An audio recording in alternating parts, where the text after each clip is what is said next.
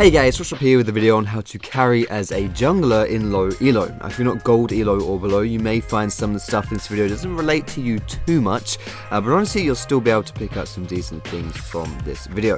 And this is also the first video I'm making in partnership with Pro Guides, which I'll give you more info on later on.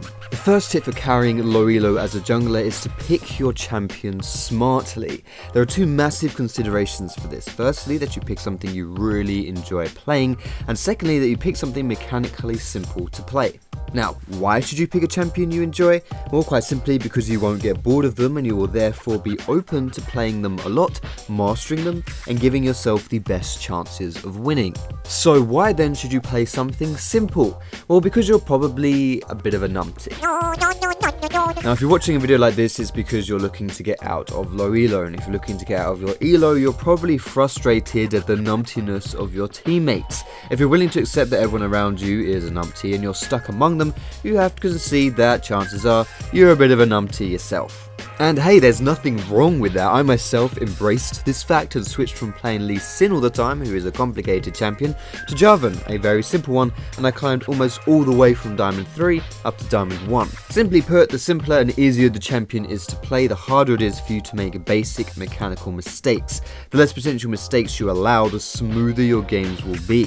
Some specific examples for this would be playing Jarvan, Amumu, Rek'Sai, Mundo, Rammus, Volibear, Wukong, and Pantheon. The next tip is a specific gameplay strategy, the level 2 cheese invade. Now, this is an extremely efficient play that often results in early first bloods for you against the enemy jungler, not only putting you ahead, but also putting that enemy jungler behind. The concept behind this technique is really rather simple. You're going to appear at the enemy's buff at level 2 and kill that jungler. Now, assuming he starts at the Gromp or the Krugs, as most junglers do, you can predict he'll then go to his buff and take it. If you yourself start at your own buff at level 1, then you can go then afterwards invade that enemy buff and pick up the free kill. This tactic is especially effective at lower elos because not only are the enemy junglers more predictable than NA's early exits at Worlds, Bitch, what? but they also rarely play around plays such as this by placing vision or having that preemptive awareness. Now, the next tip I want to give is about aggression. In general, the more aggressive you play,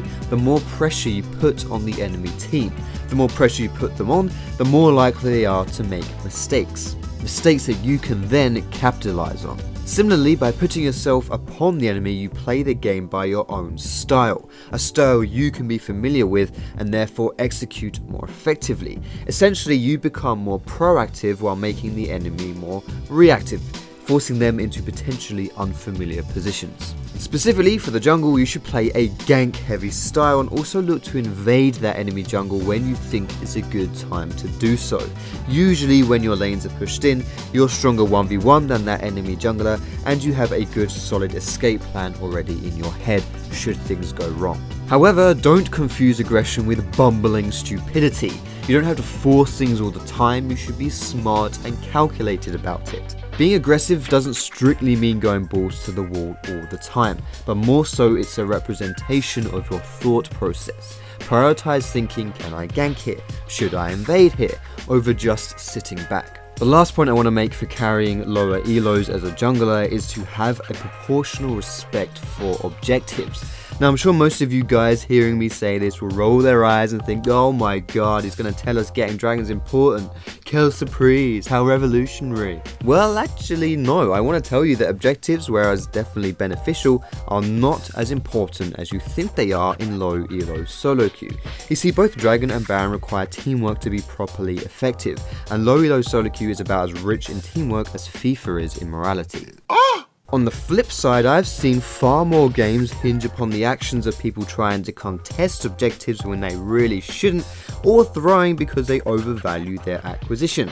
Getting Dragon or Baron is good, but not as big of a game changer as people at low elo expect. It's not uncommon to see the enemy team go for Dragon and your allies think that they have to defend that at all costs, really when they shouldn't, and end up just throwing away some free kills in the meantime. As our chilly friend Elsa would say, let it go. Outside of Dragon or Baron, which as I mentioned are often overrated, getting down towers is something you should put more focus on. They give global gold and open up the map in a way that allows you to make more plays and be less restricted. Killing towers also gives you that wonderful benefit of allowing your minions to be more effective because they can push further before they die. And the great thing about that is that you don't have to worry about that. Minions will do that themselves, so you're getting a benefit without having to put any thought behind it. So that's really all of the tips I want to do for this video, guys. I hope you enjoyed them. And like I said at the beginning of this video, and as you've probably noticed from the quality of this video compared to my other ones, I've partnered up with pro guys to help bring you some extra content by having them edit and produce some of the stuff for me. And they do a lot of quality stuff over on their own website featuring some well-known players, so they're definitely worth checking out. And they also have round-the-clock member support because they're just lovely like that. Anyway, I put the link to them in the description if you want to check them out. I would certainly recommend that you do so. But anyway, that's all I want to say for this video, guys. If you liked it, feel free to give it a thumbs up. You can subscribe to me for more educationally content with a bit of entertaining stuff on the side as well. You can leave a comment telling me your thoughts and I'll get around to answering some of those questions I find in there as well. You can find me on Facebook, on Twitter, and catch me streaming on Twitch too. All of those links are in the description, guys. But most importantly, thank you so much for watching. Have a wonderful day. Have a great new year, guys. Thanks for sticking with me for 2015. I hope we have an even better 2016. And I will see you in my next video.